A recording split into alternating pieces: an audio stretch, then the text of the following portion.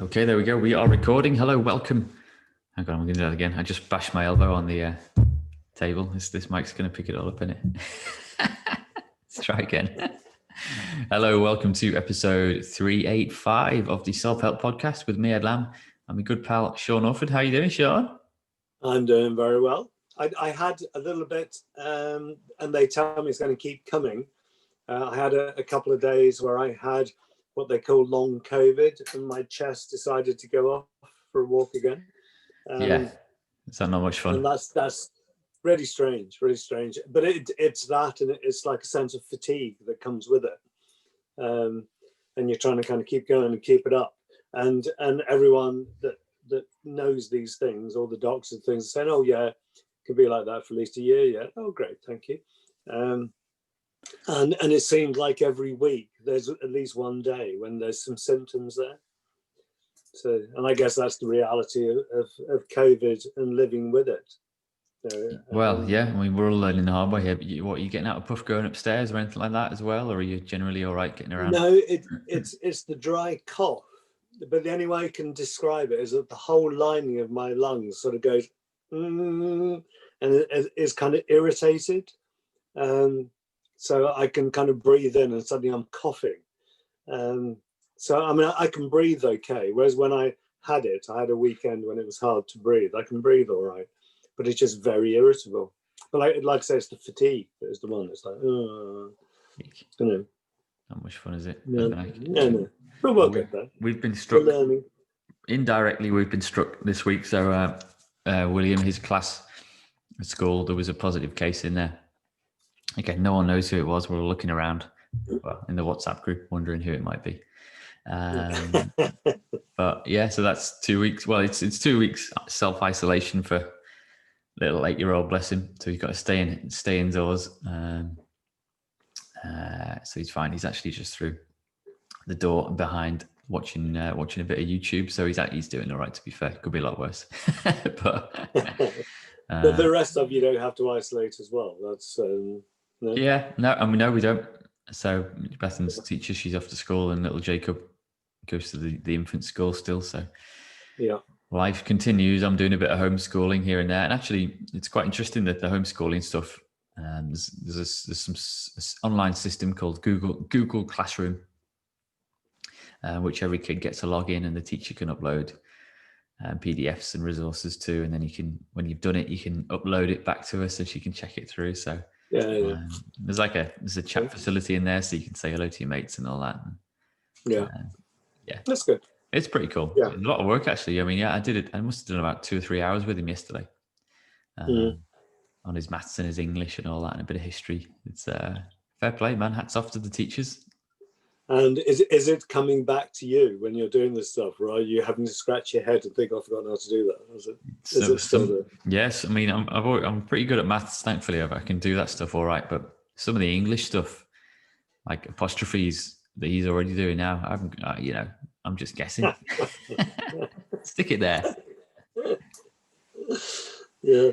Anyway, it's all good fun. We're talking today about colours and personality. Where's this one come from, Sean?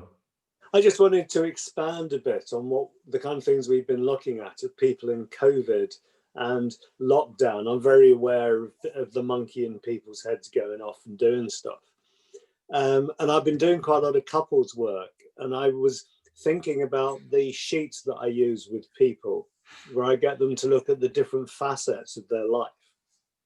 And as a standard, there would be 7 facets, like red to violet. And they represent different bits of us, and bits of us individually, but also us as a couple or a family or a group or a community or humanity. It's like working together. So in the Ayurvedic world, it was my original training. There were 7 yogas. And the word yoga just simply means to gather in. So there were 7 areas of information which the rishis or the scientists researched into. And from that came 8 different branches of yoga. So there was Karma Yoga, Hatha Yoga, Gyan Yoga, Bhakti Yoga, Raj Yoga, and Tantra. And they were yogas designed for people that predominated in different facets. But if you wanted to work on them all, which is what I tend to do when I'm working with people, it's called Ashtanga. So you work on all those bits of yourself.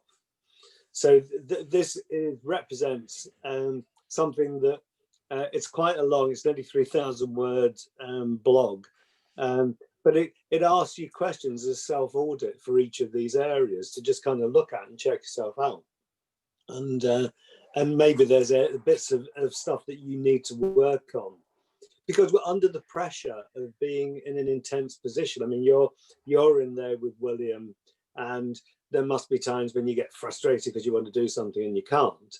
And it's like, which bits of you come out? You know, do you get kind of physically, or do you get kind of socially sod you, or do you know what comes out? Do you get kind of intellectually sarcastic, or and it gives you a bit of an insight in looking at these different faces or facets of yourself to what you're doing, and maybe to question a bit. And you can see that someone else is they're kind of overloading on that bit of themselves, and maybe they need a bit of help there. So yeah, well, I mean, COVID has given us a few things to kind of dwell on, and it's given us the gift, if you can see it as a gift, of like the time to kind of self-reflect, which you hint at in the blog. So we all have a little bit of time, don't we, now to I'm kind of conscious at the moment that there's a kind of, in suburbia is restless, isn't it, where we live? There's like people who are, including me, so used to filling our time and our weekends with running around here, there and everywhere, and we've got stuff on after school, and there's after school clubs, and every waking hour is accounted for. All of a sudden life's slowed down a little bit, and we've got all this time. I mean, are you generally sensing that there's people are struggling with that, or they're enjoying it, or what's the vibe? No, it's and that's the point really about this. And it was what we were talking about the other, last blogs about, how can you organize yourself so that you can actually get the best out of this. And I see people that are struggling with different parts of themselves. And there are very few people that I'm seeing that go, oh, wow, isn't this amazing? We've got more time to be, it's like, oh, no, not again. And the idea about people, they're already fantasizing about Christmas. And most of the people that I'm working with are fantasizing about how terrible it's going to be. And they're starting to build that script in their head now. So by putting up these different facets, the bits, which is that script builder for all those negative images, that can also be the script builder for positive images, is what I call the magenta bit. And it's the fantasy part of the personality. That's where all the conspiracy theorists are living, where they, everything's got to be a conspiracy and everything becomes this big issue. Yeah, well, there are plenty of those flying around at the moment. Are you getting people being referred to you because they've kind of overdosed on conspiracy, or they're kind of knee deep in vaccination conspiracy stuff? Yeah. Because that's a big one at the moment, because everyone's being sent letters from the GP saying it's time for your flu vaccination. And the amount of people that I'm talking to now who are saying, "There's no, I'm not having it. There's no way I'm having it." And I've gone beyond right and wrong. There's a consequence for that. Either you'll be fine, or you're going to have a big problem. We don't know. But we're making choices now. Yeah, I know. Well, I mean, in the world of like transport related stuff, I'm obsessed with. There's in London, there's a lot of what are called low traffic neighborhoods being set up quite rapidly. So a low traffic neighborhood is where you kind of residential streets are shut to through traffic, so you can still get down it in a car if you live in it. But if it's a shortcut that you're used to doing to get from one main road to another, that they shut it off to make the road quieter and safer, and obviously with one eye on healthier, cleaner transport in the future. But it has kicked off a lot of aggression in a small minority of people. And part of that is this conspiracy theories that they're trying to trap us. They're trying to trap us in our homes, that kind of thing. Even though you can still get around everywhere, you just can't. You can't take a shortcut down someone's street anymore. But that was one of the conspiracy theories about lockdown, was they're trying to control us and make us stay in our houses. And I was told it was because they were going to be doing things. I never knew what the things were that they were going to be doing. So they wanted all us out the way while they did them. I don't know what that was.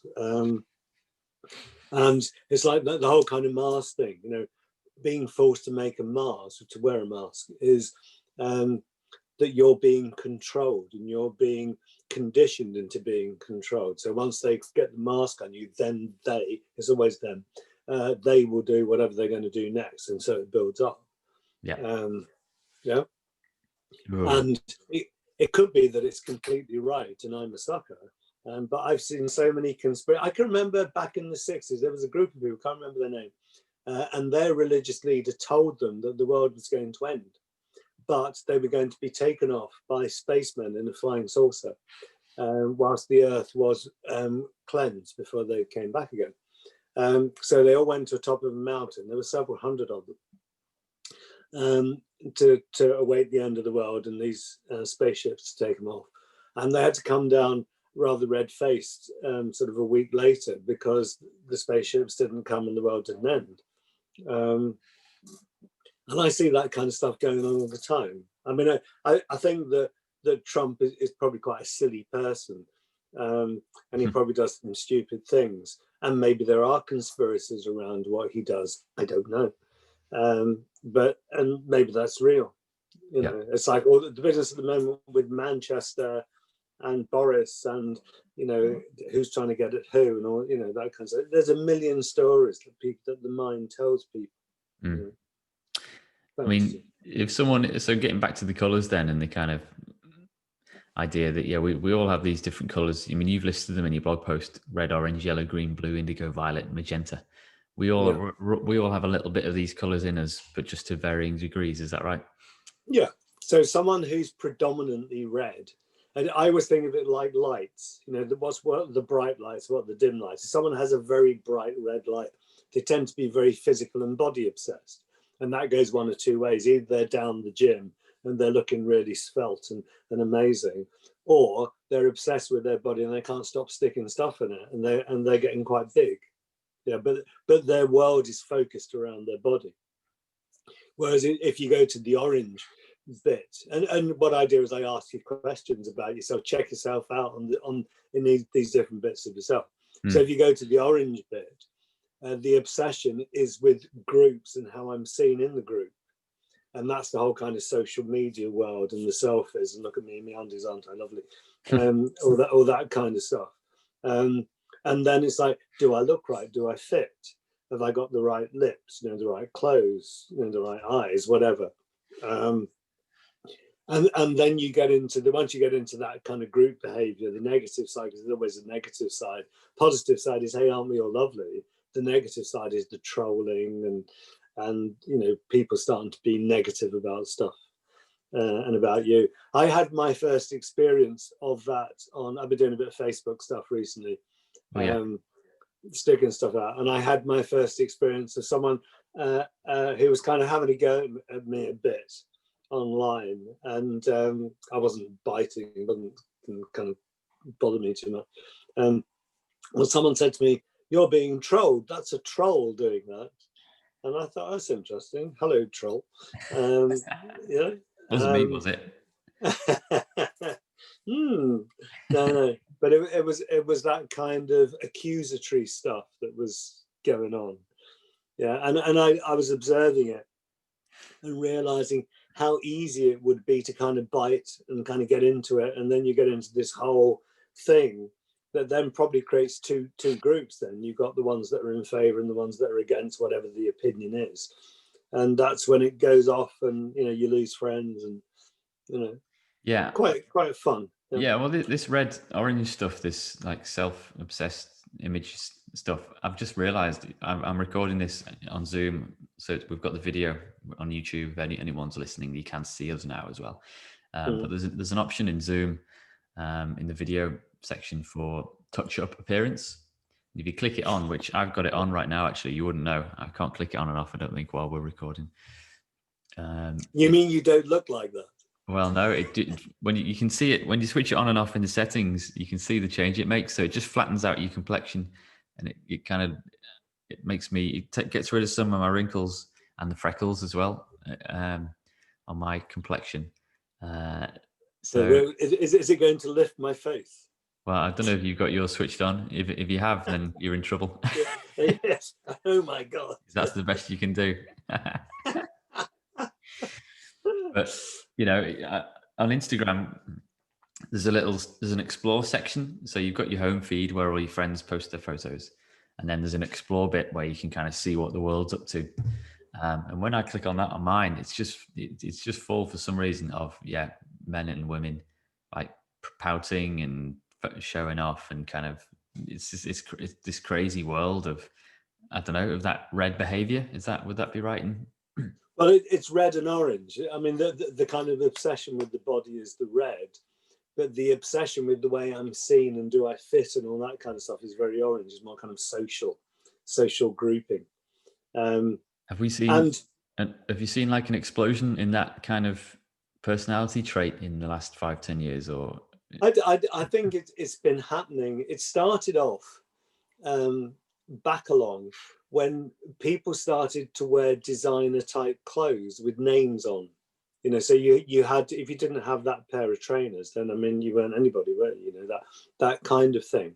And I've seen it grow from that point with this kind of self-obsessive part and then it started hitting the how I look. How do I look? How do I appear to others? And that's when you get the negativity and the trolling. Someone was apparently saying Adele, who I've been quite astounded by the way. I think she lost 7 stone. I don't know how she did it, but she looks like a completely different person to how she looked before. Yeah. And people slagged her off when she was big, and they fat shamed her, and now they're slagging her off because she's thin, and they're thin shaming her. And it's like that kind of negative orange behavior, the gossip and the prejudice and all that kind of stuff is something that we really need to avoid. It's like the whole kind of orange goodness is about community and family and coming together and looking after each other. It's that closeness of community, not the who's in and who's out of our group. I mean, when we're thinking about these colours, then should we be aiming for a kind of a balance of all the colours, or is it? I mean, are we just stuck with our kind of our lot? No, anybody can change. Anybody can change. The trick is you have to want to, and you have to be able to see it that you can change. When people say, "Oh no, it's just the way I am," well, they're right. That's just the way you are, because if that's the way you think, that's the way you're going to stay. If you think, "Well, that's the way I am, but I'd like to be different," then that's the difference. So one of the exercises I put in here, because there's quite a few things to do, is the one that we used on the course about project forward 10 years. It's your birthday 10 years hence, and someone's writing or someone's written a speech about you. So they're actually saying what you've achieved over the next 10 years. Now that's a plan, that's an aim, that's a purpose. Mm-hmm. Yeah. And if you can do that, you've got somewhere to go, something to work towards. Whereas if your 10 years is, well, Sean didn't do anything in the last 10 years. He did what he did every day. It's exactly the same, hasn't changed a bit. Then that's the way that a lot of people see their lives. There's no potential for change. Well, there is, but you have to be able to see it. And sometimes you need to work with other people to see it, go on courses or talk to people like me, do things that are going to open your mind up to other possibilities. Mm-hmm. Yeah. So we can change. Well. Yeah. Anybody can change. The key is you have to want to. That's it. Yeah. And all this stuff, it's very, we might have people in our lives, people we know in families, friends, whatever. Well, you're a therapist, so you have people come into your room there that need to change, but you're not allowed to tell them that, are you? I take it that you have to kind of coax it out of them. Yeah, in the main, it's enabling someone to see it. There may be times when you have to be a bit more on the nose than others. But one of the things, remember when we did the Live in the Present book and we put that health warning on it, this book might change your life. Yeah. Yeah, be careful. But the problem is, it's only going to change your life if you do the things that it says in the book. And it's like all the people that have all the self-help books and all the recordings and everything, and isn't it amazing? But they don't change because they don't actually do what it says in any of the books. Yeah. What do you know? Yeah. And that's the point, isn't it? It's a bit like your area of, do people actually have the willpower to get off their butts, get out of their cars and get on a bike, or to actually put their shoes on and go for a walk rather than getting in the car? It's so easy, isn't it? Yep. To get in the car and drive half a mile to a supermarket and get some shopping rather than just go for a walk and do it. Get on your bike and do it. And it's that thing about, if we can see it and we're prepared to do it, then yes, we do change. I was doing some through the earlier lockdown. I did some climate change workshops online with a pal, Naomi from World Environmental Network. Really cool, dead positive stuff. We weren't pulling any punches with like what needs to be done, etc. But it's generally very well received. But one person on one of the groups made a remark that kind of stuck with me, because once he realised that the amount he felt like he was doing as much as he could environmentally. So he was kind of already doing a bit of walking and cycling and recycling and buying the right stuff at the supermarket, or not using a supermarket that very often. Anyway, at the end, he said, when I told him how much extra we need to do in the next 10 years, he said that he felt trapped in his life. So he wants to improve and he wants to kind of hit the targets, but yeah, he feels trapped in his lifestyle. And that really stuck with me, that because we have kind of made a prison for ourselves in a lot of ways, haven't we? Not just environmentally, but in kind of the way that we interact and the way we kind of, play with the world. But it's a psychological prison that we create. Today on the news feed, the post office in the UK are now going to pick up parcels from your front door. Yeah. So that if you do online shopping and you don't want what you just bought, so you want to send it back, you give them 72 pence and then they take it for you. You have to start to pay the postage. But that means that's another reason why you don't have to go out your front door or go to the shops in your high street, or walk down the road, because someone else will now come and get it for you. And it's like, by the time you've had your shopping delivered and you've had your takeaways delivered, and now you haven't even got to go to the post office because the guy's going to come and get your parcels and take them back for you.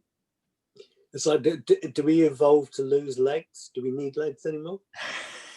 No. Yeah. What are we using them for? Yeah.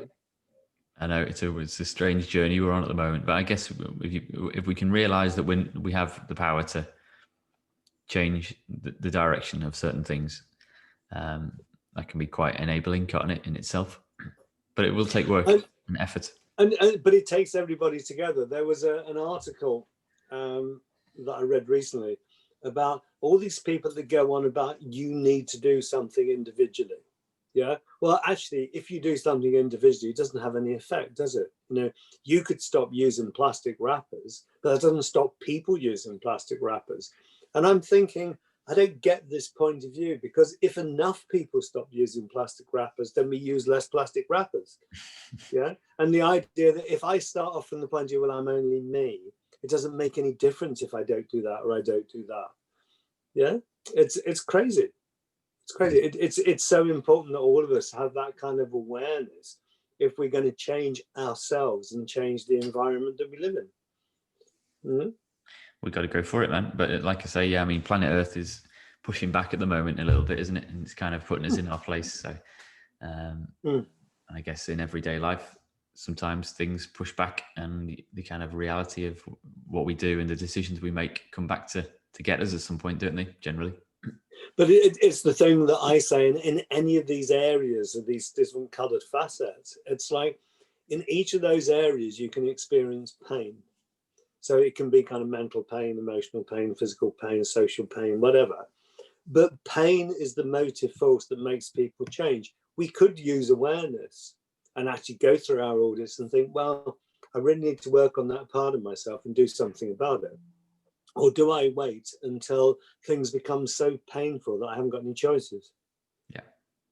And those are the people that I see predominantly are the people that are hurting. And they're hurting because they haven't attended to stuff. They haven't been kind of nurturing or looking after the garden in their mind, kind of thing. It's full of weeds. And there needs some pruning and a bit of weeding to sort it out.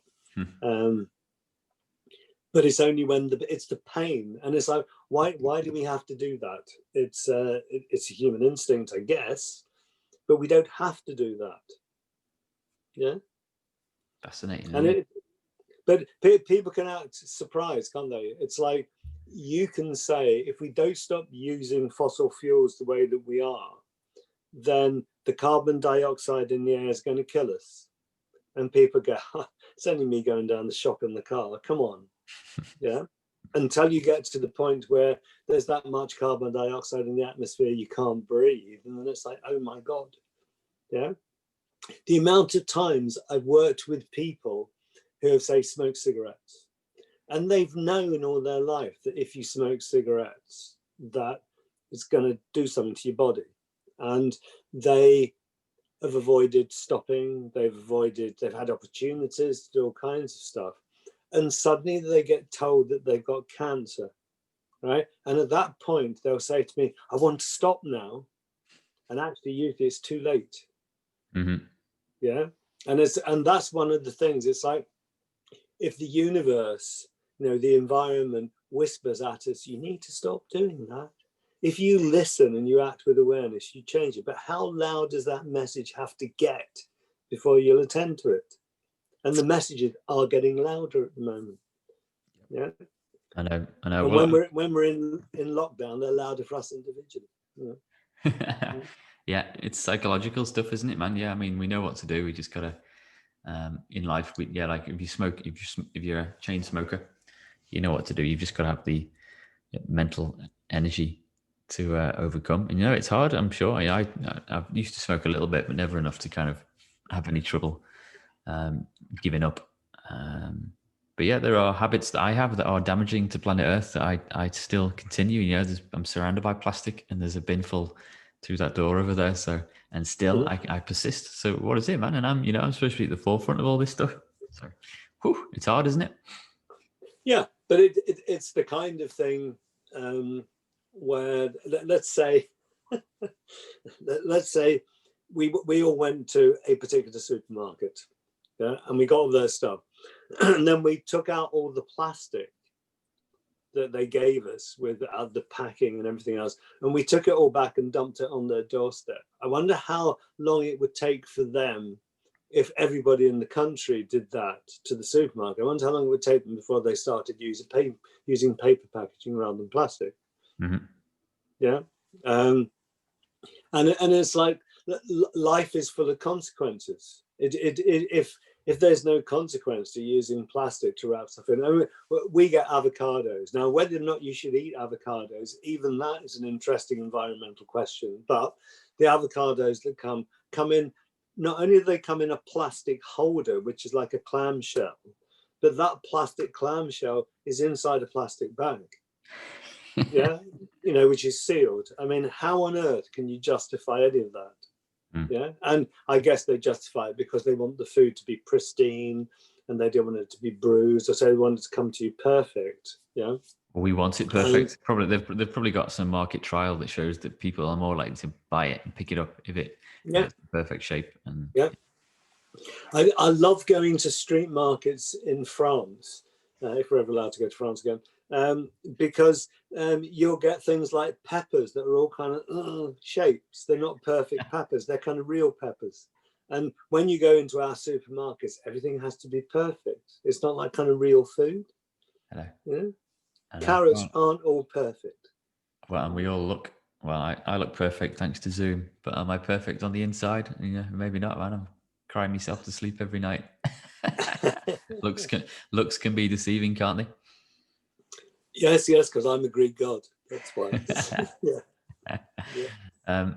All right. Before we go off on a plastic tangent, then what's your resource of the week? Then what do you recommend? Well, my resource is that if you read this blog, and I do recommend you read it and have a look at yourself,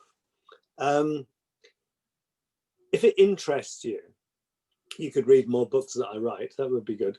But generally, if you went and Googled the word chakras, it gives you these 7 different areas, and from a psychological, from a physiological, from a medical point of view. And you could learn quite a lot about yourself by just doing a little bit of research around that. So my resource is chakras, but it's not go and read this book. It's actually go and do something. Go and actually look at each chakra has its own yoga. Its own yoga is a path. It's a way of living, of behaving, of doing stuff. Find out about it. Find out about you. Yeah. Cool. All right, I will. I'm going to go and Google it after this. I'm going to link to a few weeks ago, I did an interview with a lovely lady called Sammy, who runs a little independent shop in Heswell called The Barn.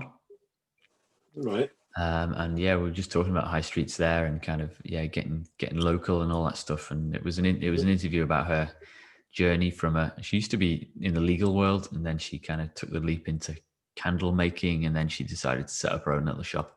So it's a bit of a rocky time at the moment for independent businesses, but I think she's going to come through it, and it's an interesting little story as to, following your passion and all that stuff, and weathering storms. Sounds good. So yeah, I'll link to that.